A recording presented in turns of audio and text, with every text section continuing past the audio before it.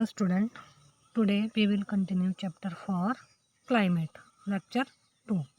ठीक है, पिछले चैप्टर में हमने पढ़ा कि क्लाइमेट होता क्या है।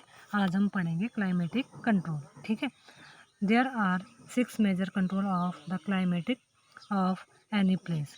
क्या है, किसी भी एरिया में क्या है, जलवायु को कंट्रोल करने के 6 प्रमुख जो क्या होते हैं मेजर कंट्रोलर्स होते हैं, कंट्रोल्स होते हैं, प्रकार होते हैं। They are latitude, altitude, pressure and wind system, distance from the sea, continentality ocean currents and relief features. और इसके साथ साथ जो अक्षांशीय कौन कौन से होता है, अक्षांश, तुंगता या ऊंचाई, वायुदाब एवं पवन तंत्र, समुद्र से डिस्टेंस दूरी, महासागरीय धाराएं और ऊंचाऊ लक्षण। ठीक है, due to the curvature of the earth, the amount of solar energy received varies according to latitude। क्या है, ऊंचाई की गोलाई के कारण इसे प्राप्त सौर ऊर्जा की मात्रा अक्षांशों के, पृथ्वी की जो गोलाई है अक्षांशों के लैटिट्यूड के अनुसार क्या है, अलग अलग मतलब अकॉर्डिंग टू अलग अलग होती है, वेराइज होती है। As a result air temperature generally decrease from the equator towards the poles.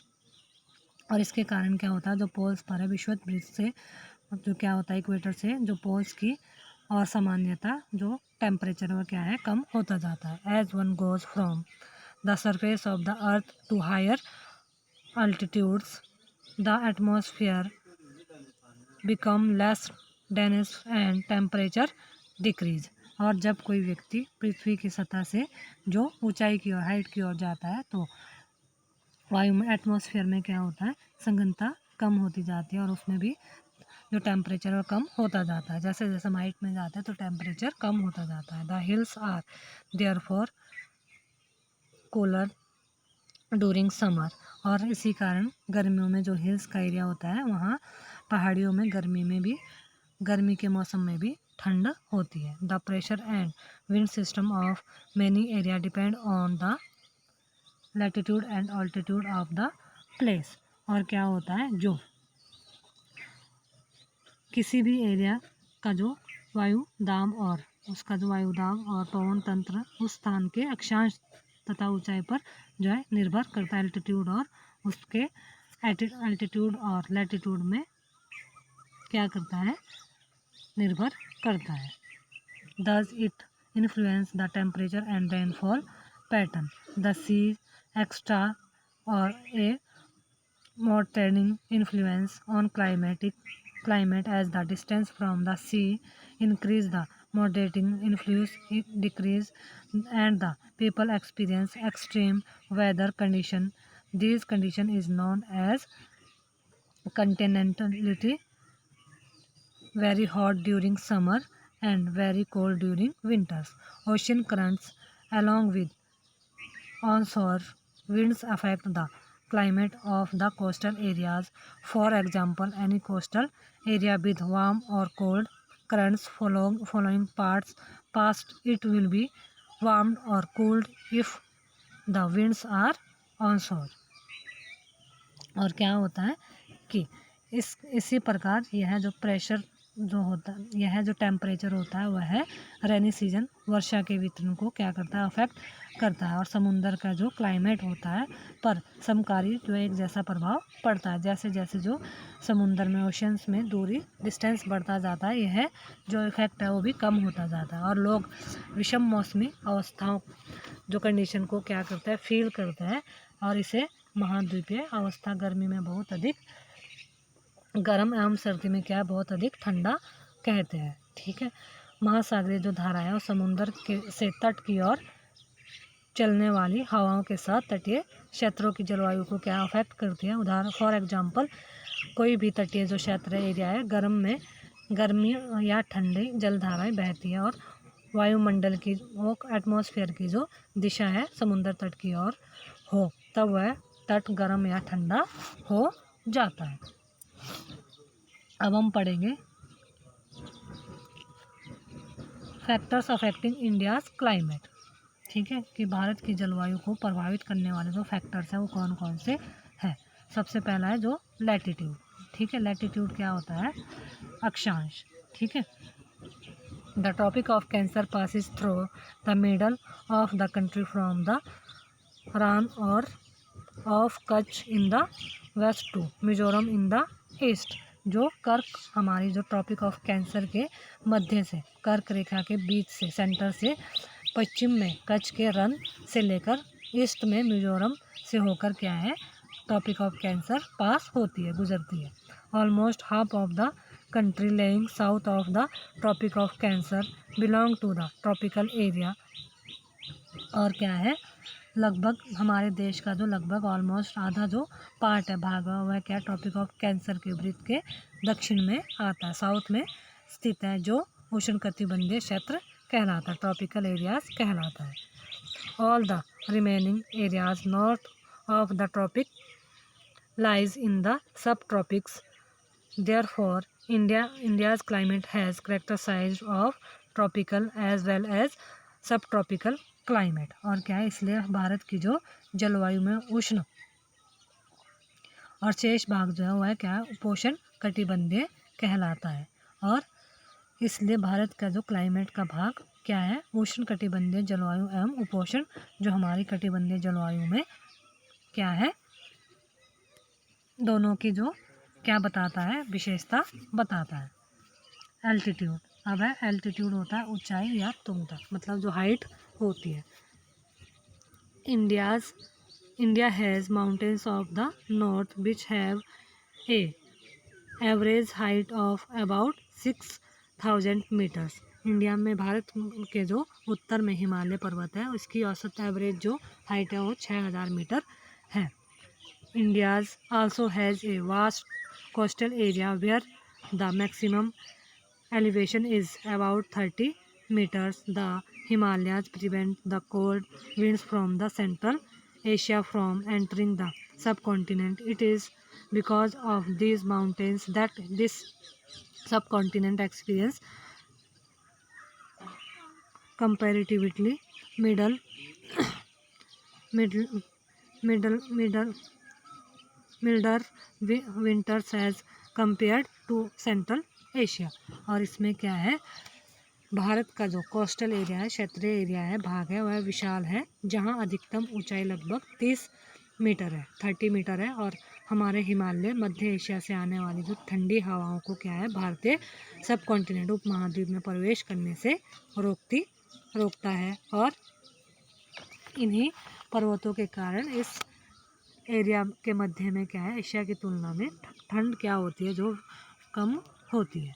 अब है प्रेशर एंड विंड्स, अब है वायु दाब और पवन क्या होती है। The climate and associated weather condition in the India are govern by the following atmospheric condition.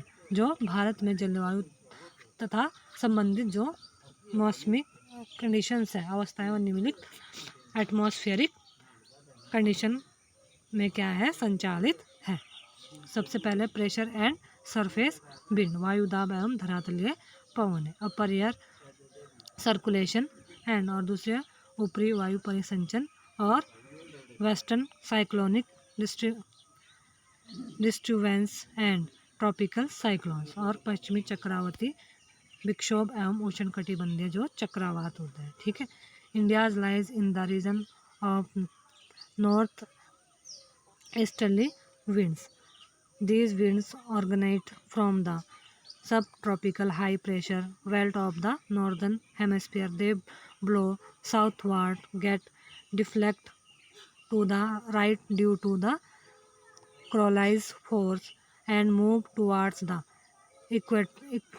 equatorial low pressure area. Generally, these winds carry little moisture as they originate and blow over land. Therefore, they bring little or no rain. Hence, India should have been an arid land, but it is not so. Let us see why.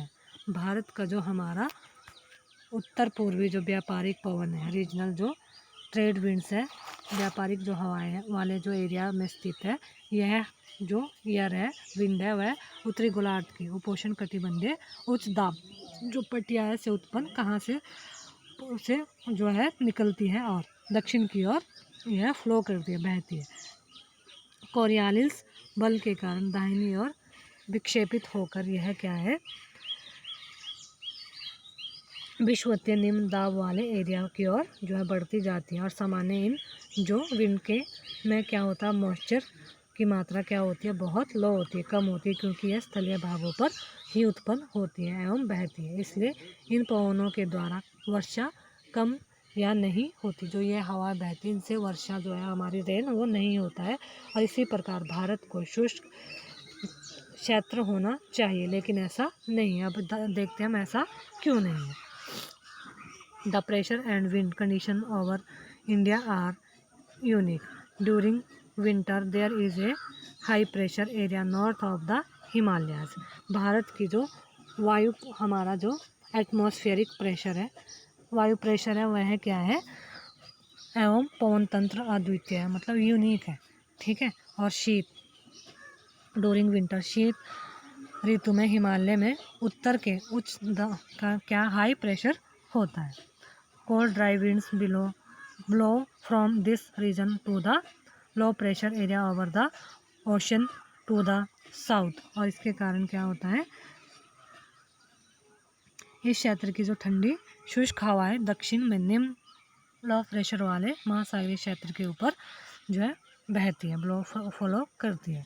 In summer a low pressure areas develop over interior Asia as well as over northwestern India.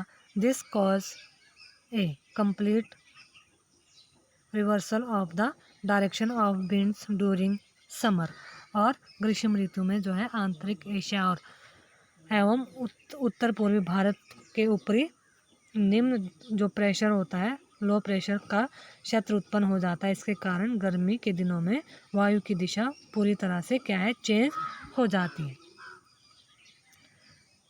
Air move from the high pressure area over the southern Indian Ocean in a southeasterly direction, cross the equator and turn high towards the low pressure areas over the Indian subcontinent।